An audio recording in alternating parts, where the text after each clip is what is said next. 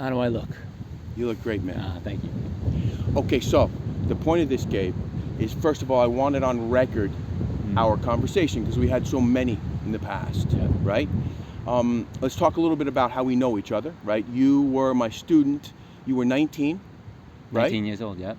I was. What year was that? That was my second year at university in college. Right. But so how old? You're 19, but what year was that? You're 1997 or 8. Right.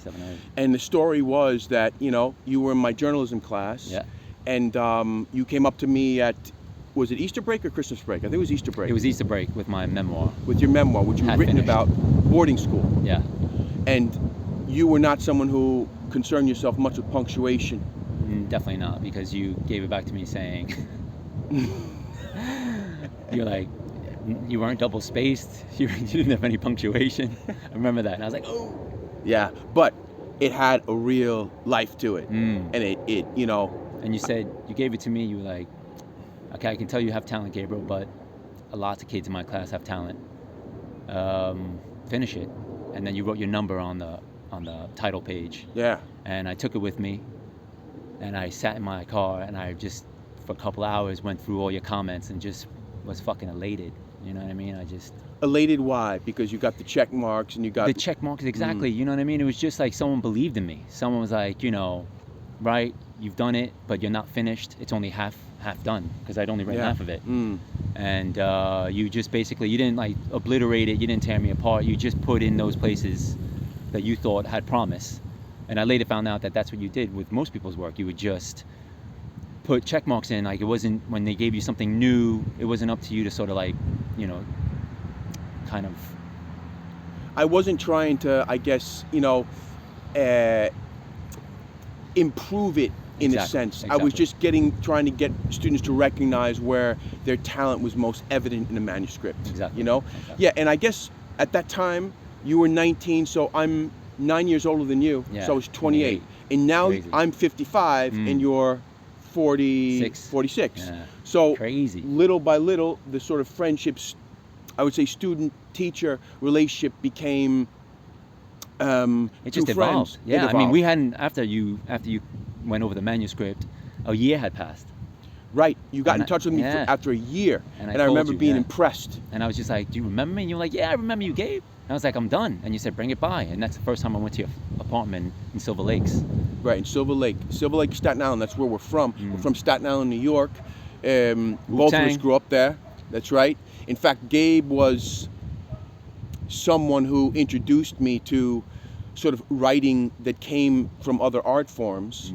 In fact, anyway, to just sort of put us in present day, you have a memoir finished, which I worked on with you. For years. It got like 12 close to, getting an agent. You actually now have an agent with it, okay? It's a bit edgy because, in it you struggle with your sort of half Puerto Rican roots, half Italian roots, and sort of fitting in, I guess you were kind of a tweener between the white world and the Latino world and the marginalized groups, and you really related to marginalized groups. Only because I didn't know why. Obviously I never looked at myself as a marginalized person or anything like that, but within my family, there was this huge sort of focus on being purebred, and 100% Italian. And for years, I would laugh at anybody who wasn't purebred, or, they'd be like, Puerto Ricans and blacks are stupid and ignorant. And I'd be like, that's hilarious. And then one day I was eating with my family in their house. Everyone was having a great time. And once again, Puerto Ricans and black, they're stupid, they're lazy. And I just was like, wait a minute. I'm half Puerto Rican. Right. I'm like, what the fuck? They're talking about me. And, I was like, obviously wanting, to be like them for so long, this idea of purebred. And then one day I was talking to my mother about it. And it just came up that my grandparents were first cousins. And I realized that they weren't fucking purebred, they were inbred.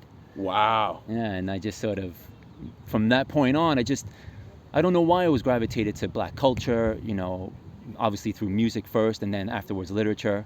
you know, an affinity with James Baldwin and what he was talking about, you know, the black plight in America and how white people had to get over themselves and why did they invent the idea of a black man, and why did my family invent the idea of purity and, you know, whiteness or whatever it was. Sure. And that's what spoke to me. And, you know, it was weird because, I don't know, you know, growing up with this family, you know, not knowing my Puerto Rican side, but my family speaking Spanish because they immigrated to Argentina, first from Italy and then to America, and having this sort of like weird upbringing where America was this amazing place, it was the greatest place on the planet, yet they refused to give up their culture. Sure. They refused to give up their culture. Like, America's the best, but we don't want to learn the language.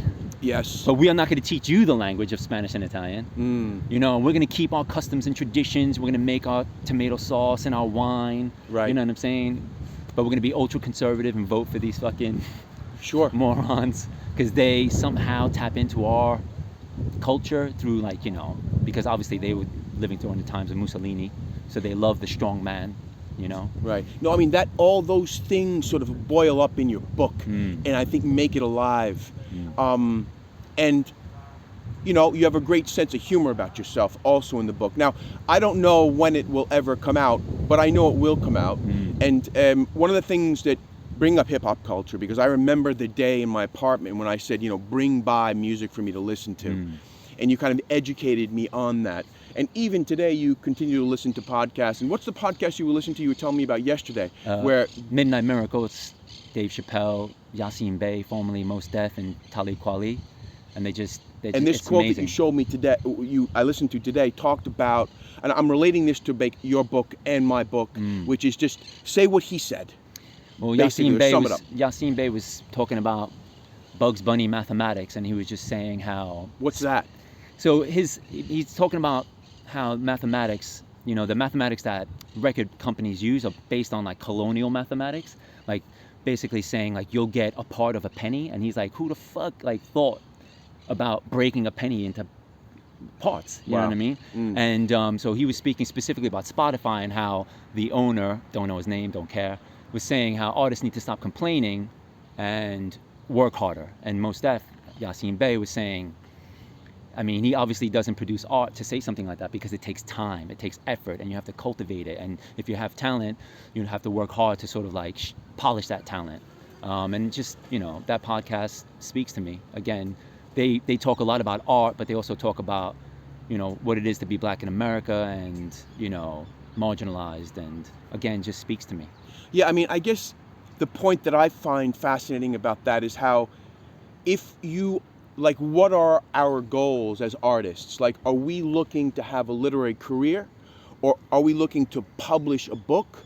Or are we looking to, or do we raise the bar really, really high and say the only really point of doing this is if we can create a work of art? And if that is the objective, then all of these kind of like, you know, Spotify kind of regulations of you gotta put out a special every certain number of years to be like involved with your fans. I mean, all that really is bullshit if the only idea is to leave something immortal or to leave something that moves people. Because if you're pumping shit out, like in the thing that didn't he say something, didn't Mos Def say something about like you don't want to produce like artwork like Levi's jeans, where the rivets are not, like according to a strategy. Exactly. It's not when he took umbrage with the owner of Spotify saying, you know, they need to work harder and produce more stuff because that's what people are expecting. They just want content. And he was saying it's not a fucking factory, you know, like a Levi jeans factory where every single rivet is the same way. He said it's a personalized experience. Sure. And that takes time, you know, to fucking create. So, like, you know, you're 46, I'm 55. My first book is going to come out in a few months in English, right? So your first book, you don't know when it's going to come out. Yeah. Yet neither you nor I, although we must admit that we fight with the kind of like why didn't we make it earlier? That's inevitable, I think, to fight with. However, I believe that in your case, certainly in your case, because I can't speak to mine, because I just can't be objective about my case. But I am certain that, like, when I see the progression of your work and I see how hard it is to like polish artistic talent and to cultivate artistic talent. We talked the other day about, for example, I was telling you that I recently reviewed on this channel Somerset Maugham's The Summing Up. And he talks about how, you know, when you're first writing, it almost comes out naturally. There's a kind of ability to produce, even though you're, I guess, an amateur in a way. Yeah, less insecure. Right, you're less insecure. You don't define yourself as an artist, and so you really aren't concerned with literary effect. All you're really doing is Just the getting it basics down. of like You're excited by the fucking process. You're just like, damn, look of what I'm doing. communicating Yeah, something. you're just like, look what I'm doing, and you believe in yourself in a way that you don't believe in yourself after you've worked with other people. You know what I mean? Yeah. Like other people, you know, like when I went to Bennington, the reason why I fucking hated that experience was because I only had one voice before I went to Bennington. It was yours. Right. Like I had one voice, and that was my one audience. voice telling you how to Yeah, get like better. you know, Yeah. you need to One think about the critical narrative. voice. Exactly. Yeah. Exactly. And so that was that was my concern. Okay, I need to satisfy that one voice. Obviously, I have my own things that I want to satisfy as a writer, but you know, it's quite. I don't know. I found Your audience, it's an audience of one. Exactly. Which in a way is kind of exactly. it's kind of it helps you focus more. Absolutely, because you're not trying to please more than one person. You know? Exactly. So even if you're just sharpening your story to please that one person's taste in literature, if you have any kind of fucking ounce about you, you'll know you're working with someone who has a really wide range or broad sort of like, you know what I'm saying? Yeah. You know, broad, like has a wide range of what you like to read. Sure. As opposed to just someone who is, you know, a sci-fi writer and you're fucking writing nonfiction. It's not going to work out. But, Sure. So it looked out that you just read widely. You know what I'm saying? So yes, you were my one reader, but you know, when I got to Bennington and had other people reading my work and dealing with the lecturers there, some of them showed a lot of love and they didn't sort of like fuck with me, but some of them were just like just saying random shit like don't use adverbs, which is not really fucking helpful. You know what I mean? No, I can it's understand not. Yeah. why an adverb is cheap, but it's not helpful. You know what Sometimes it's adverb is the perfect word. Yeah, You exactly. just can't. I mean, this Generalizations. is the thing. Those generalizations, I think, are weak. Yeah. You hear them all the time, like what you shouldn't use in poetry, Exactly. what you should use in poetry.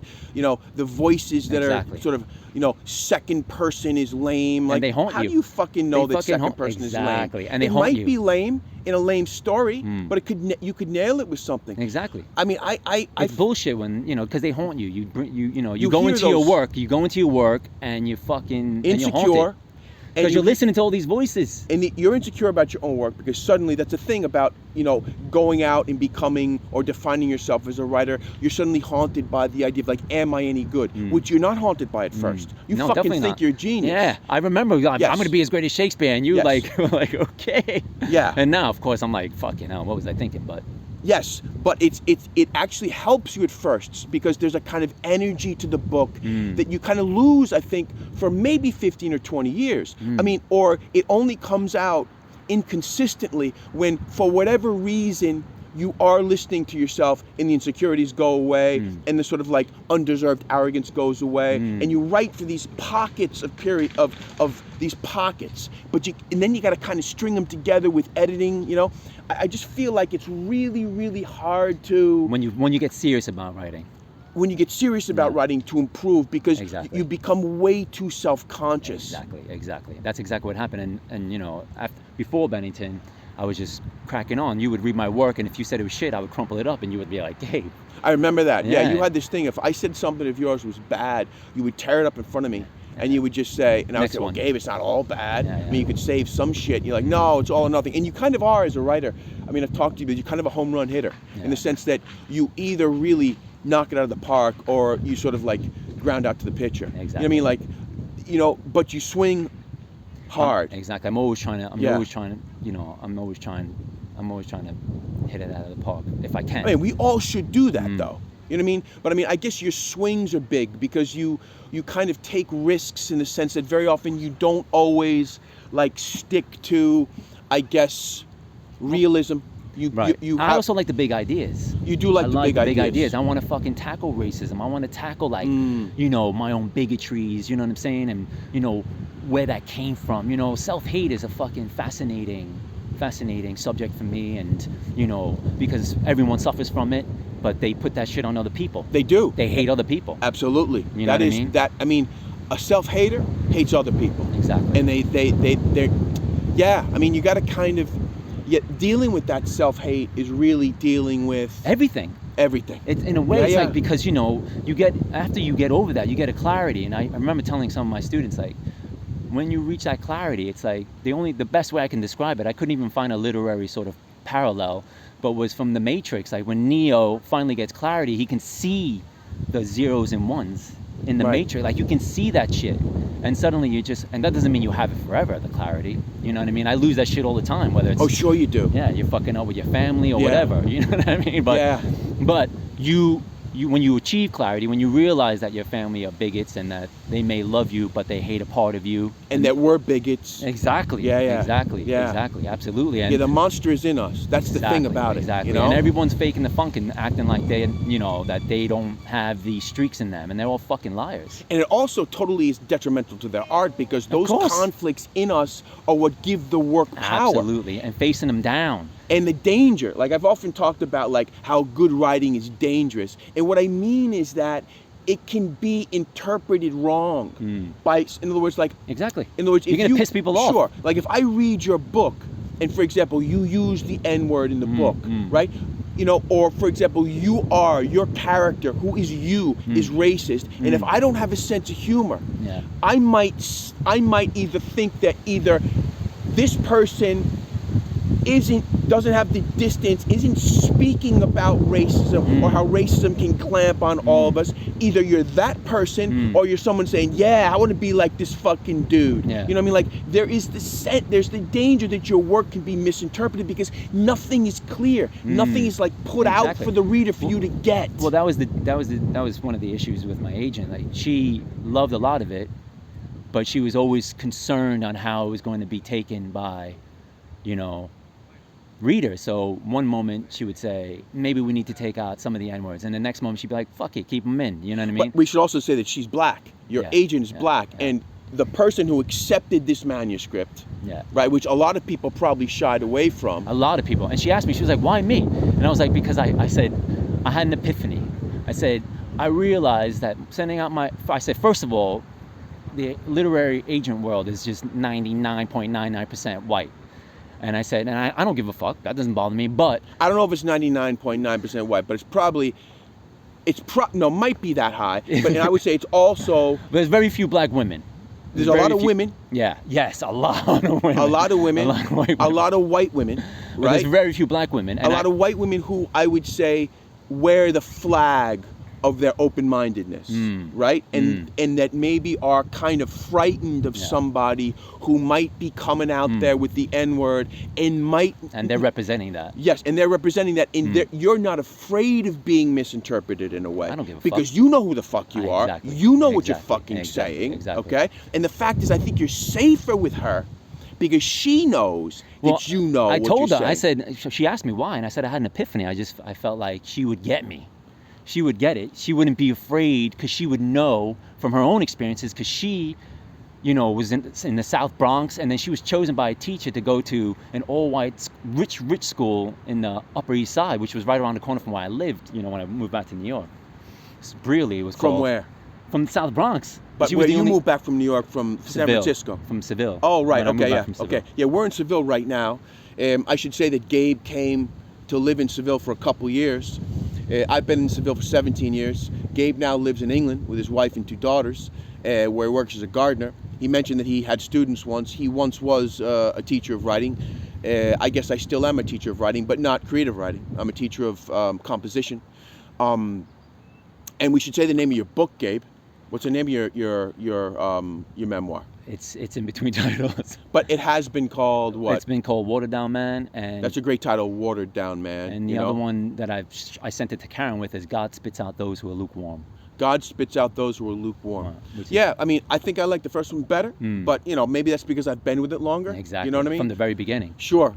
And my book is called, or which will be coming out in a few months, is called My Half Orange: A Story of Love and Language in Seville.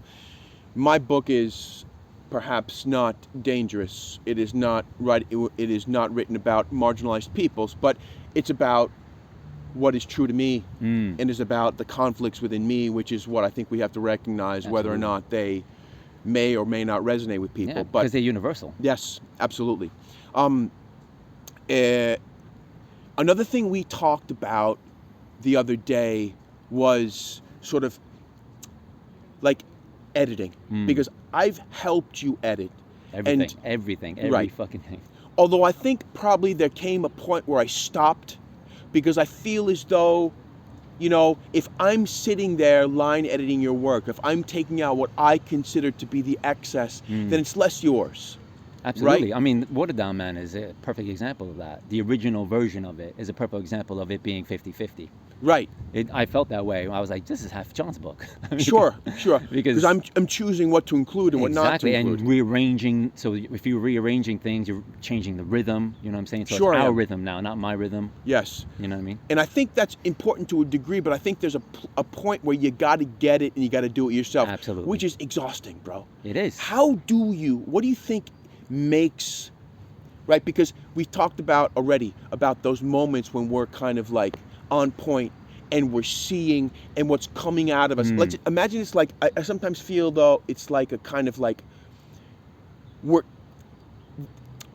synchronized with some signal, you know, and when we're synchronized well, it comes out. But very often that signal is staticky, so that the book comes out in a way where certain parts are clear, other parts are not clear, other parts make no sense at all, right? And so editing is kind of a way of like going back in and having already been through it, you're kind of tuning in to the synchronicity again. And maybe the staticky parts will come in clearer. And maybe the parts where it was just white noise will come in staticky. And then over time, you're kind of pulling out the static of this long work. But really the only way to pull out the static is to like read your own work well. And very often it's hard to read our own work well because we either get... Because we're rooting for it. We're rooting for it or we think it's totally fucking terrible. I very rarely think it's terrible. Really? I always think it's great. I always think that's my fucking problem. I'm like, this is the fucking most amazing thing ever. And then the reality is in the editing. Then I see it. And that's why it takes me so long. It takes me so long with my stories. But bro, sometimes I mean, I'm going to push back on that. There are times where you've like ruined your shit. With editing. Yes, Absolutely. But in other words, absolutely, because maybe you didn't trust that it was good the first time. So in other words, in that way, you it's not like you didn't believe the voice that told you this is right as is. Yeah, or maybe I don't know. You know what I'm saying? It depends. I mean, I believe when I edit something that it's gonna be better. So even if I ruin it, it's only because you're telling me I ruined it. And then I believe that I ruined it because then I see it. Man. Does that make sense? Yeah, I mean, it's like editing. Because then I see it. Yeah, it does make sense because editing requires someone to maybe tell you, like maybe I can say, Gabe, your prose is weak here. Exactly. But not to fix the weak prose. You know, not to take out the excess sentences, because it might be that an excess sentence, like, you'll recognize, shit, this isn't what I wanted to say, but I did want to say something here. This line is sort of the precursor to something that is important. And if I had just struck that from the manuscript, you wouldn't have had the chance to have that insight. The thing well, is, a lot of times at the beginning, you did sort of you did all my editing for me. You did all of it for me. Yes. Like literally. And I was like, fuck you, this is amazing. You know what I'm saying? It was easier for you. Of course it was. It was because you did everything. You just. But I don't think it's a bad thing. And my dad did it for me. Yeah. Like, just like you had your one reader, my one reader was my dad. And then he passes away or he got too sick to read me, you know? And suddenly there was the kind of sense of like, I then had to, I had no one person to write to. Yeah. Although, I mean, I think I still write for him. Or like, if I feel like a good editor comes in, I feel as though the same kind of clarity that would come to me when he would say, John, like, what is it you wanted to say? What exactly is it you want to say? And I'd be like, oh, I want to say this. Well, why didn't you just write it like that? You know? And I think there is a kind of sense of, you know, the kind of rigor that I would have with my own work sometimes comes in these moments of epiphany, but usually these moments of epiphany come through the criticism of others, but not an imposing criticism. They're not like telling me how to fix something, how to rework something. They're just saying, it's not right. And I'm like, oh, fuck. If it's not right, and then suddenly like something sheds from my vision, and I'm like, oh man, how could I write that so badly? How could I not see that this said nothing? Because we get in our way. We get in our way. Yeah, we get in our way. And I think it's like what we get in our way with is like, very often I find that this sentence, I mean, I guess this is kind of true with a lot of people. You kind of, what you're proud of, you know, is very often the lamest shit. Maybe, yeah.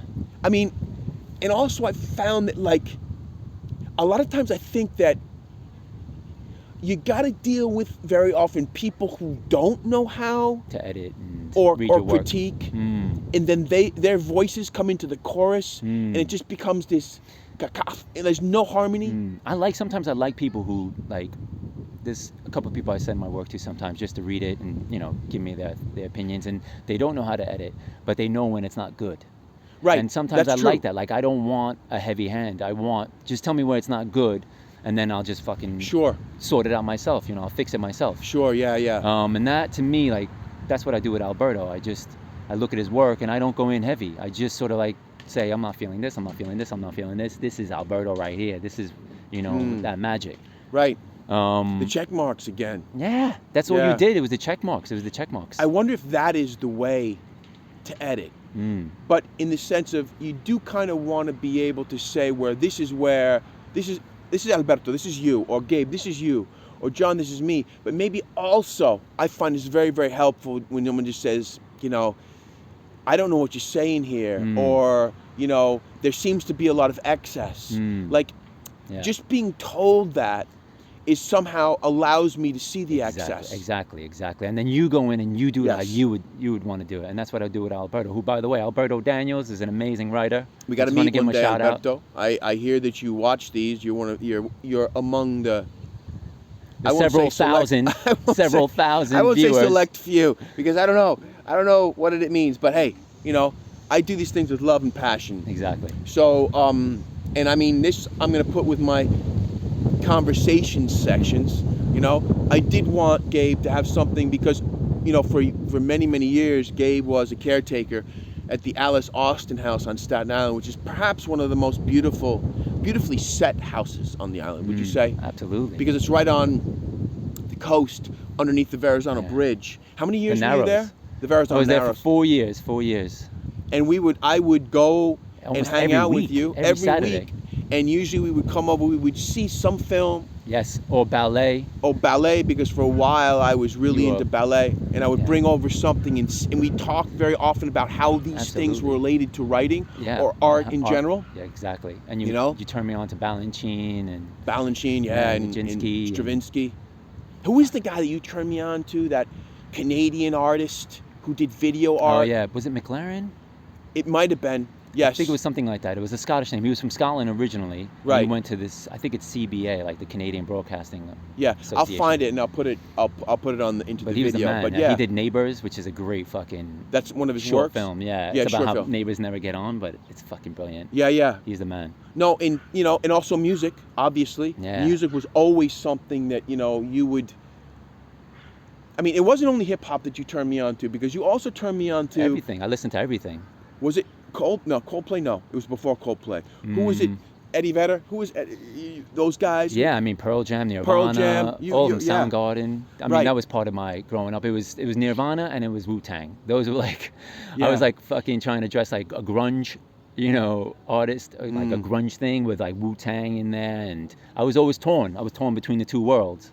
Yeah. I was always torn between the white world and the black world because I found beauty in both. Yeah. Interest in both, and I hated that society had divided it, like one channel for rock and roll, one channel for hip hop. You know what I mean? Yeah, I know. What do you think about the idea of, like, I would say you started to write well before you could read, before you even had read anything, right? I mean, I read my first book cover to cover when I was 21. So in other words, when you handed me your first memoir, you had not read your first book cover to cover. And what was the first book you read cover to cover? It was The Hunt for Red October, and that was in Italy. In Italy? Yeah, in the mountains, in my family's hometown. And I only read it because there was no television. Wow. And there was did only you 2 enjoy books. it? I fucking loved it. It just changed my life. I loved the book because I didn't know anything else. And it was really good. It was gripping. It's a good book. It's a gripping book. It's Yeah, a you very, can't very good just book. because it's a commercial book. I mean, I'm not going to shit on it, but you know. Yeah, no, it's a. I mean, it was gripping. It was gripping. There are some great commercial writers out Exactly, there. I mean, they write sentences very often better than the literary writers, like Lawrence Block, for example. Lawrence Block, for example, in his Scudder series, he writes sentences in that book that are unbelievably lean, powerful, evocative. Writing, I mean, his New York is just as, I think, riveting in his as, for example, Paul Auster's New York, or for example, let's say Woody Allen's New York, to step out of literature. But you know, you have, I guess, Louis Auchincloss also has a kind of New York. There are writers who write about New York, okay? And I think that Lawrence Block, who is a commercial writer, his New York is just as powerful and evocative and telling as any of these other literary artists' New York. And I think that, you know, I forget the guy who wrote The Hunt for Red October. I can't believe we don't know his name. But he's famous. He's written some other books that are. What is it? I'll know it if I see we'll put it up on the screen. I'll find it out. Patriot We're both games blank. and do Patriot games and shit like that. But I think in his early years, when he before he started pumping out books like a factory, which is true with a lot of these people, like Stephen King also. He was like a Clive Cussler, right? Right. Yeah. They would write these great books quickly. You know what I mean? Incredible. I mean, anyway. So I guess what I want to go into is like, I think reading, when you start to read seriously, also that can be detrimental to your writing. Absolutely, because now you're fucking, you know, now you know what you're up against. You know what you're up against, and you also are like almost this voice which is pure and amateurish is suddenly polluted by all these other voices which have this kind of authority that's almost been and you cultivated over years. Yeah. And you ape them. Who are the people that you aped? Who are the people that you... I think the person that probably had the biggest influence on me when I first started was Kerouac. Just on the road for some reason, because Sarah Schulman was like, you know, oh, this piece reminds me of him. So then all of a sudden that association made me feel, you know, just pumped my ego. And I was like, word, I'm like Kerouac, but... Yeah, those guys are like Hemingway too. These people who just, their voices are so strong. And they're larger Hunter S. than life. Thompson. Exactly. You know, but also, weren't you like really impressed by Moby Dick? Oh, Melville. Oh my God, he definitely. And that was because of Rolando Jorf, who was my professor, I think just after you. It was the way he taught that book, because I would never read something like that. But ever. that book is amazing. I read that book for fun, man. And I read it because it was just so kind of like I guess the word jubilant. It's like the way he writes is so joyful. Like when he writes, he's so... I mean, there are people who are playful with language, but almost kind of scientifically, and there are those who are playful with language because he's playful in life. Yeah, because I think he's playful in life, so it translates, so it kind of like bleeds into his writing. Because obviously he was on whalers, and he was writing, like, his book, to my mind, was almost like a Bible, because his chapters were so different sometimes, and he could write about injustice, just like he can write about the whale's penis. You know what I mean? Yeah. So he was talking about, there's a chapter called Fast Fish, Loose Fish. And he sort of like draws a parallel between that and the way people sort of like treat their wives. Because in maritime law, like, there was some law where if you catch a fish, but it's loose, and another, like, it's fast, right? It's tied to the boat, but it gets loose somehow, and another ship catches it, then it was a loose fish. And he like draws a parallel between like a wife. Bro, and then he talks about... And he talks about like... Talk about dangerous, right? That's what I mean. Like you read something like that. Exactly. And like you could like misinterpret it. Exactly. I mean, absolutely. Like but it's religion. also tremendously profound. Exactly. You know what I mean? It walks the line of being inappropriate, but at the perfectly, same time though. being profound. And he does it with religion too in this chapter called the cassock. And the cassock, everyone knows that, you know, a vicar wears a cassock. You know, it's a religious garment. And, you know, he compares it to the whale's penis, which the mincer has to wear.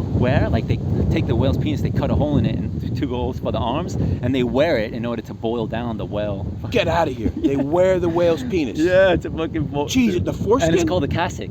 Whatever. I mean, I've never seen a whale's penis, but, you know, it's like I almost always pictured like a very, very big condom. You know? And it's just brilliant. Just that correlation. Just you know the image of a man wrapped in a whale's penis. Yeah, or like when all the men are together and they're like, their hands are in the whale's sperm and they're all singing and touching each other's hands while they're fucking like, breaking down the sperm. That's it's so what I'm beautiful. It's like homoerotic, you know, in a time where definitely it was taboo, but you know, at the same time, innocent and beautiful. This is what I'm saying when I mean dangerous writing. It's like, it's so fucking out there, and again it's playful. It's like, and they bring elements that you would never associate. That's when it, to my mind, it's like the strongest, because you would never make these associations, but once you make them, it's like they were always there. You know what I mean? I know. It's almost as though there's a thing about Melville that makes me think that he writes these tremendously rich books. Yeah. These tremendous, like with tremendous interpretive power, yeah, right? Absolutely. But you don't feel like it's premeditated. No. You almost feel like it just he had that kind of, he was tuned into his subconscious, and this kind of came up. So I have a problem very often with books that are kind of premeditatively kind of like complex. Of course. Because they don't seem to me to have the same like They're not power. Like, for example, I mean, again, it's been years since I've read Ulysses. Maybe if I read it now, it would be different. But, you know, the fact that he kind of like, it's mirrored to, you know, like, I don't know whether it's the Iliad or the Odyssey, but he's got these chapters that kind of echo that. So it's kind of very, very consciously about another piece of literature where, for example, you know that Moby Dick, he's bringing all these other books, but they don't come in a kind of planned, premeditated way. Of course it's premeditated because he's open to anything. And I think Melville, I think there's a difference between a writer who's wise and a writer who's really intelligent. Yes, there is. And I think absolutely. And I think that writers who are really intelligent get in their own way. They do. I mean? Whereas writers that are wise don't. That's true. I mean, there is a kind of sense of like, there are these kind of, it's almost as though people, there's the novel that's got story in it, conventional story in it, right? And then there are and maybe that's kind of the pure novel. And then there are the other books that want to do something more than storytelling. They want to tell more than a story. And so that it becomes almost like a work of genius, right? So in other words, okay. I mean, I'm sure people could debate me on this and say, well, you know, Ulysses is also telling a story, but in new, unconventional ways. But I get the sense that he's also showing off. I get the sense that he's also trying to show how clever he is. And so you'll get this kind of vein of writer, even nowadays, like where they're writing these books where, you know, they're putting in these clues to be interpreted by a certain type of reader who likes a book also to be a puzzle. I don't like a book to be a puzzle. You just want to feel it. Yeah, and I don't get the sense that Melville ever was trying to turn his book into a puzzle. No, but people sometimes treat it that way. They because do, and it's they dense. can. Because it's dense. They and can like, treat he it talks that a lot way. about the whales and the intricacies of it, but like, he's fucking funny. I mean, think about the kind of mind that could come up with a story like Bartleby the Scrivener. That is such a great fucking story. Bro, think about that kind of mind. Great story. It's like, it's like Goncharov Oblomov. Yeah, he just like, you know, and the guy's like, I don't know if he says I'd rather not or something like that. Bro, I use it all the fucking time now. Yeah. When people write me emails asking me to do shit, I'll just say, I really don't prefer not to. What can they say to that? They can say no, because if I just, I'll say like, I totally understand you wanting me to do this. I think it's a really great idea that you want me to do this, but I just prefer not to right now because I'm kind of busy.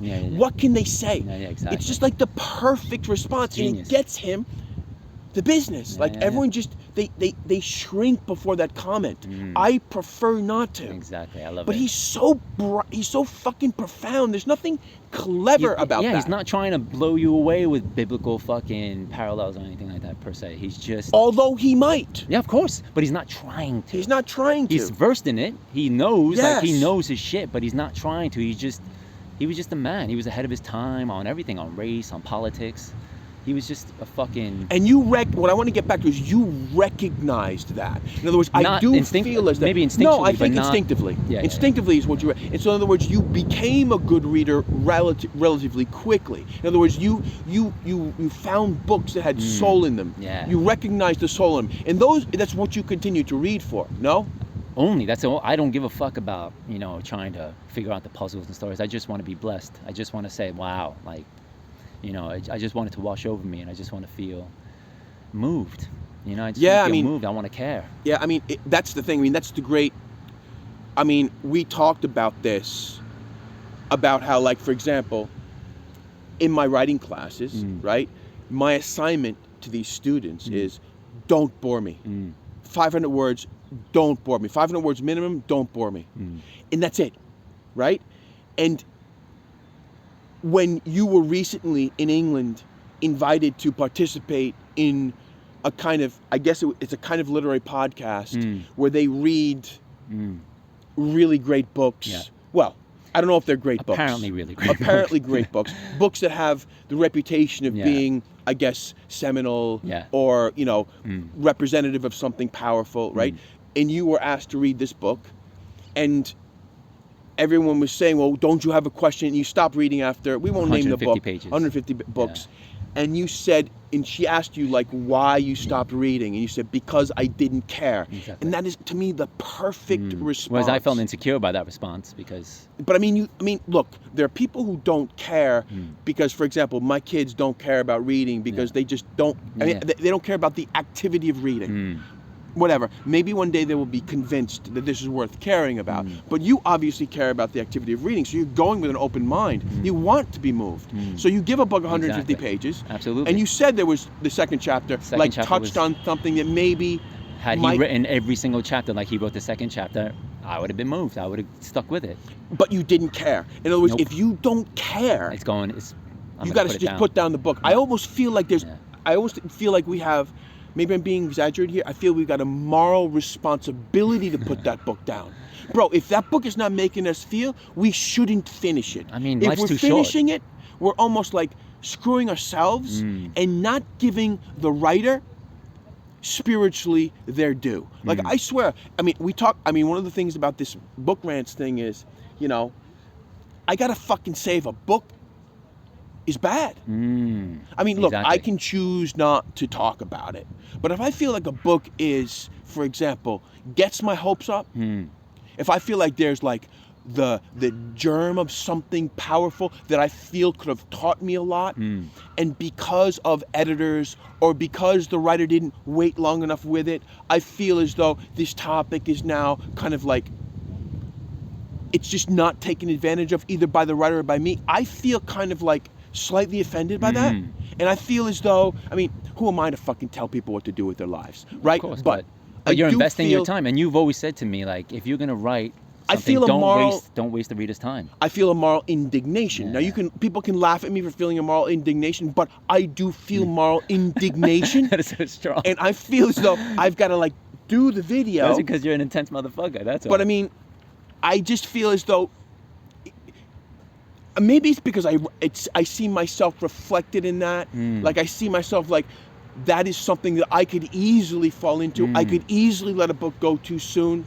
I would have let books go too soon. And I maybe am letting this book that's going to come out in 3 months go too soon. You can always work on it. Well, I'm just saying that I would have agreed. I mean, I've tried to get this book published for like 8 years.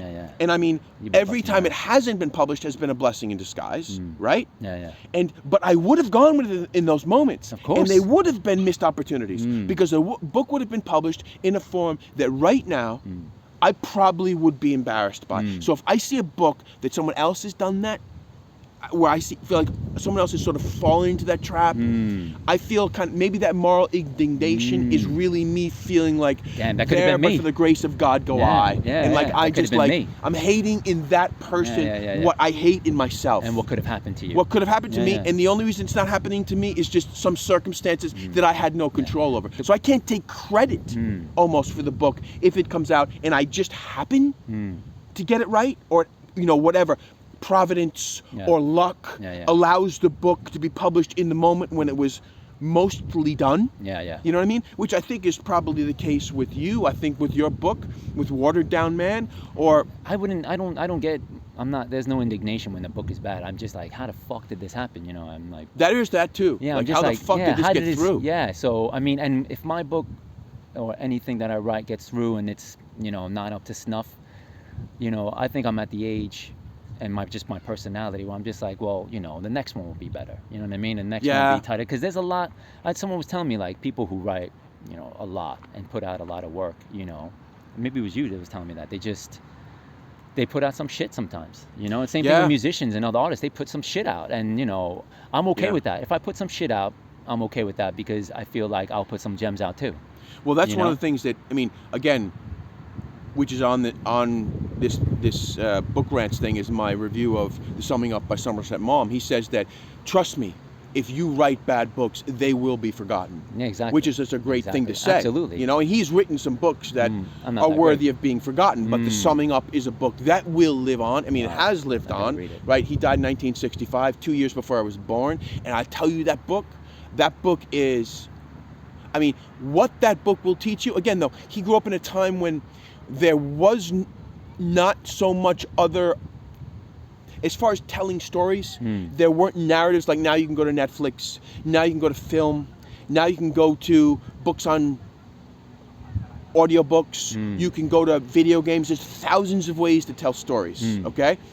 At that time, you know, narrative artists really only had short stories, or if your artistic Jones, as far as a consumer, was stories, well, you had to go to novels or short stories, and there was nothing else. Nowadays, you sit there and watch Netflix, you can watch a series that goes on for seasons and seasons. So he had the advantage of, like, as he said, like, to learn at the expense of the readers, because readers were more forgiving of work. Like, I just am no longer, I mean, because reading takes work. It does. Because you could be spending your time doing other shit. You could be doing other shit. I mean, if I want to see a series like Breaking Bad, or I want to see a series like a work of art, basically. A work of art, right? You can go there, and it's easier to consume. You know what I mean? You don't have to, like, shut out all the noise. You don't. When I sit down to read, I gotta shut out all the noise. I gotta actually, like, I go to the park and, like, walk intensely, and I'm like saying, to, like, feel what it is that I'm reading. It's got to be read. I have to be an active reader. Like, especially if you're going to be reading, for example, literature. I don't think you can read it passively. Like, you can read The Hunt for Red October passively, absolutely. But you cannot read, for example, let's just say Proust. No. Like, passively. No. You can't or read, or Moby Dick passively. No, you can't. You gotta pay attention. You gotta pay attention to every line. You gotta read it with a kind of super intensity. And, you know, that's how I read the books for book rants. I'm not gonna fucking passively read these books. Because you know, you want to make sure that the viewer is sort of like getting the full effect, the full feeling. Like, they're gonna feel it. If you haven't read that book with intensity and passion and, you know, with concentration, the viewer's gonna fucking feel that. The viewer's gonna be like, well, why am I listening to this guy tell me about this book? Yeah, I could tell. He's like Charlie Rose. I remember those times in Charlie Rose, you knew he didn't fucking read the book. Yeah, he was just ugh. Well, you know, I mean, I can tell from 90% of the podcasts that I listen to, even the literary podcasts, they haven't read the book. It's crazy, man. Bro, it's fucking insane. And that's what I liked about the woman who was doing the thing that What is the name of the podcast? I think it's called World Books. It's BBC, and Harriet Gilbert, she reads the fucking books. Yeah. And she does not, like, she is in it. And her father was he was a writer. I just found out recently. Her father was a writer. He was a mystery writer. He was a solicitor, and he wrote mystery books. No, I mean, it's so essential, I think. I mean, like, to read the work. I mean, you know, if your book comes out, you know, you do for example, the podcast circuit. You know, the great majority of the people you'll be talking to won't have read your book. They'll be talking about the book. I'm not going to talk to them then. If you don't read my fucking book, I'm not talking to you. Fuck you.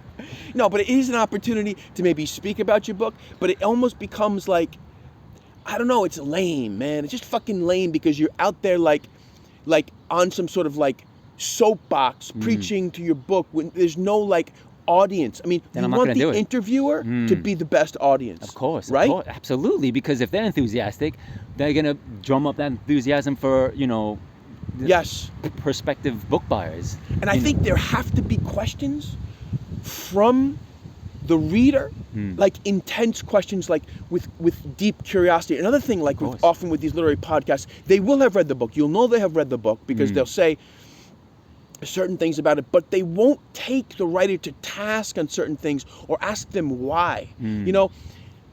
I don't know. It's I mean, that's in commercial, especially commercial podcasts, whatever. They don't ask the hard-hitting questions. They don't, because it's the part of the fucking game. Like, they're trying to sell books, they're trying to get listeners. Everyone's trying to help each other.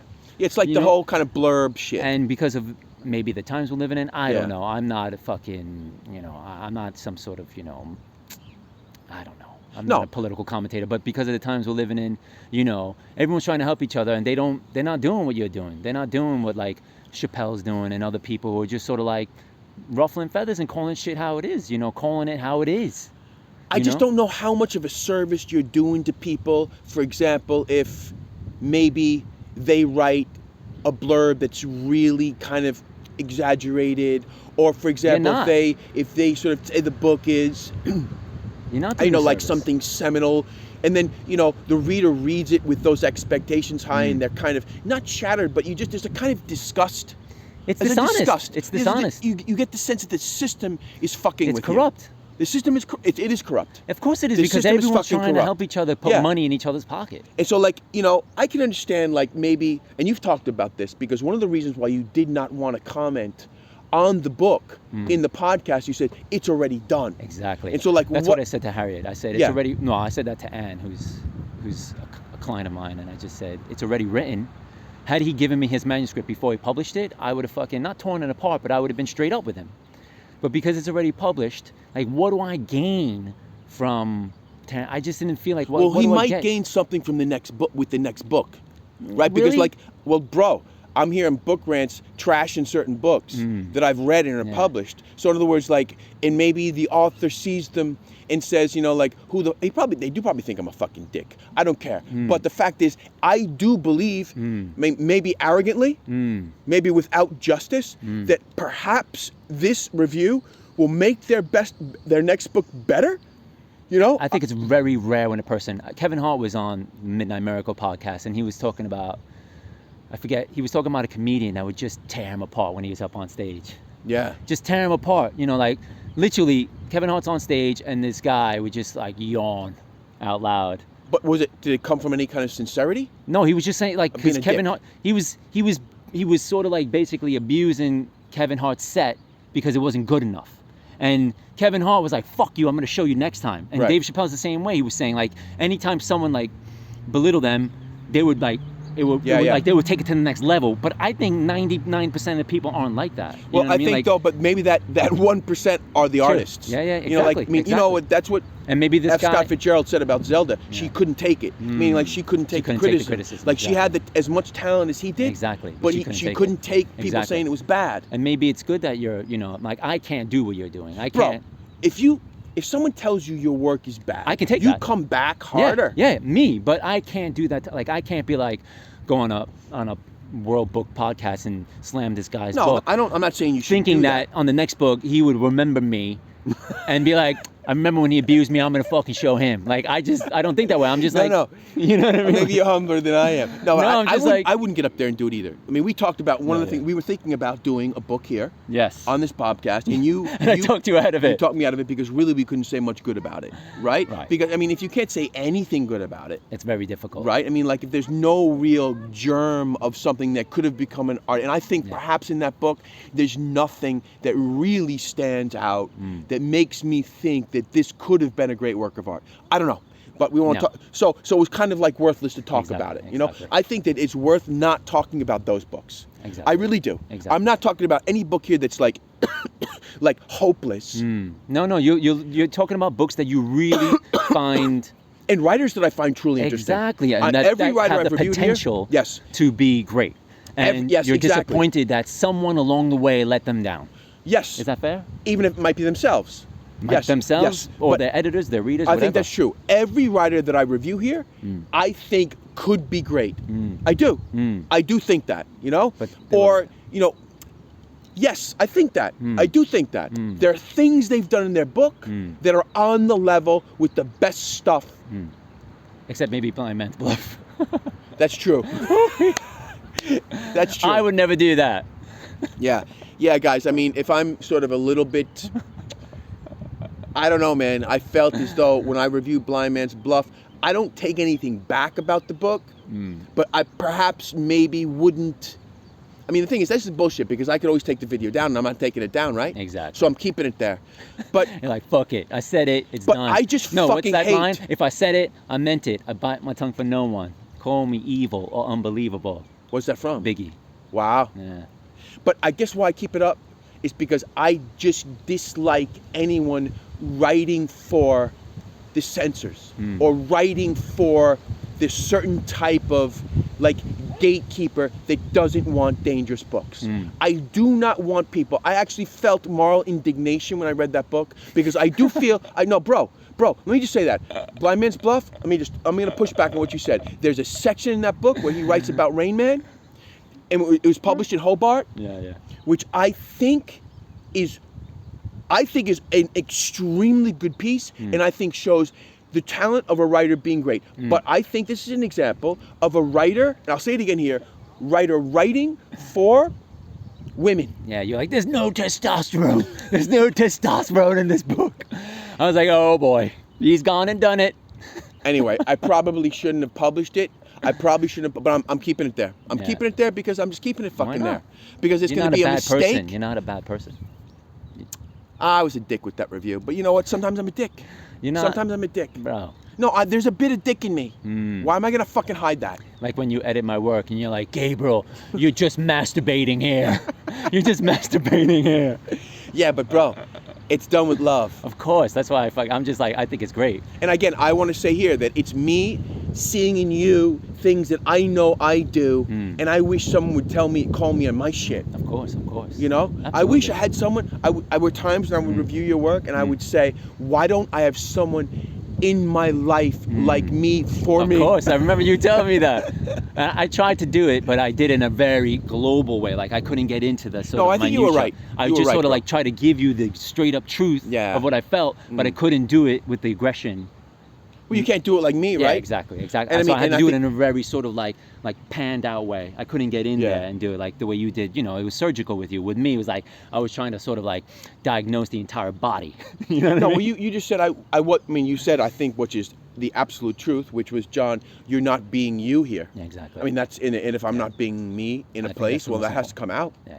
So I mean, you were 100% right, I think, in all of the criticism that you ever gave to my writing. But you know, you don't do it with the same. No, you know what I mean? The thing is, though, I think perhaps I've evolved to now edit your work in the way you do. that Same kind of almost hands off. It's got to be done that way. Yeah, because I mean, I just can't.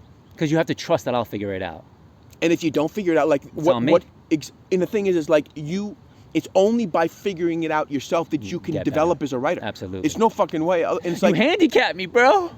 well, maybe I did for a while. Not Bro. at all, bro. Not at all. Not at all, bro. You love Fuck. me. You showed me No, love. I do love you, but you know, you can fuck people up that you love all the time. Bro, Yeah, but- every fucking day I make mistakes They with my fuck kids. you up, your mom and dad. They may Yes. not mean to, but they do. Yeah, I know. Robert, That is Lowell? No, that is fucking Philip Larkin. Philip Larkin, of course. Yeah. The verse. Yeah. Yeah, man. Yeah, no, I mean, yeah, the thing is, it's like, I mean, we're at 58 now, so let's finish this up. I just want to say, I don't know if you're going to put in the Alberto Daniels thing, but he writes on the Beto, Caradepiedra. Yeah. He writes on that. I'm not sure if that's gonna Alberto make what? it.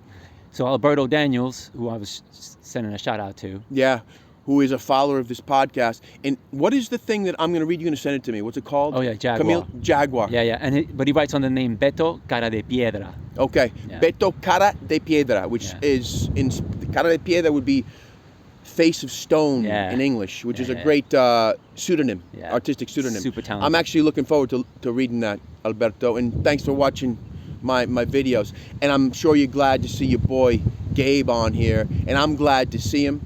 You know, And I wanna 7.5 years. I Seven know, and a half years I've seen you, bro. And I want to thank Johnny Blaze here, who has been a fucking, I don't know, man, just brought health to my life on every level. Just, you know, I was 19 and I was fucked up out of a terrible relationship. I thought I'd met sort of like my American dream girl. I always, because I never looked at myself as white, I always looked for white women who would fill some sort of hole in me. It was bizarre. I did it with the woman I'm married with. And John just, you know, he met me in that place where I was all fucked up, and he just sort of helped me grow and, you know, taught me to take care of my body, stop smoking cigarettes, slow down with the drugs, stop fucking around, you know, take myself seriously, take my work seriously. He would get angry with me. You would get angry with me when I would not treat my work well. And I would laugh at him when he would like keep a copy of his manuscript in the trunk of his car. Bro, let's finish this up. You also gave me health, man. You also gave me health. So, bro. Yeah. No doubt.